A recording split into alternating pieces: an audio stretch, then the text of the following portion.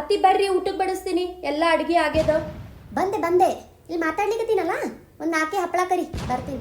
ನಾ ಯಾರ ಬಗ್ಗೆ ಹೇಳಿಕತ್ತಿದ್ದೀರಿ? ಹಾಂ, ಅದೇ ನಮ್ಮ ಅಕ್ಕನ ಮಗಳ ಕಾವ್ಯ ಬಗ್ಗೆ ಅಲ್ಲ. ಅಕ್ಕಿನೇ ಸ್ವತಃ ಬ್ರಹ್ಮನ್ ಕಡೆ ಕೂತು ಬರೆಸ್ಕೊಂಡು ಬಂದಾಗದ ನೋಡ್ರಿ. ಅಷ್ಟು ಚಲೋ ಇದಾರ ಅತ್ತಿ ಮಾವ. ಗಂಡನು ಹಂಗೆ ನೋಡ್ರಿ, ಕಾವು ಕಾವು ಕಾವು ಕಾವು ಅಂತ ಹೇಳಿ ಅಕ್ಕಿನ ಸುತ್ತೇ ಇರ್ತಾರ ನೋಡ್ರಿ.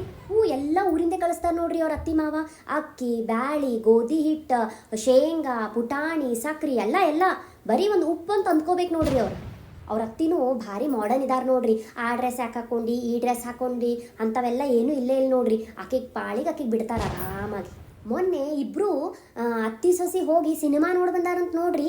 ಅಲ್ಲ, ಇವರಿಬ್ರು ಗಂಡಸರು ಏನು ಬರಂಗಿಲ್ಲ ಅಂತ ಹೇಳಿ ತಾವು ಆಟೋ ಬುಕ್ ಮಾಡ್ಕೊಂಡು ಹೋಗಿ ನೋಡಿ ಬಂದ್ಬಿಟ್ಟಾರಂತ. ಇವತ್ತು ನಾಳೆ ಎಲ್ಲ ಹುಡುಗ್ಯಾರ ನಮ್ಮ ಅತ್ತಿ ಮಾವ ಬರ್ತಾರಂದ್ಮೇಲೆ ಟೆನ್ಷನ್ ತೊಗೊಂಡ್ಬಿಡ್ತಾರ ನೋಡ್ರಿ. ನಮ್ಮ ಕಾವ್ಯ ಹಂಗಲ್ರಿ, ಅವ್ರ ಅತ್ತಿ ಬರ್ತಾರಂದ್ರೆ ಖುಷಿ ಕುಣಿದಾಡ್ತಾಳ.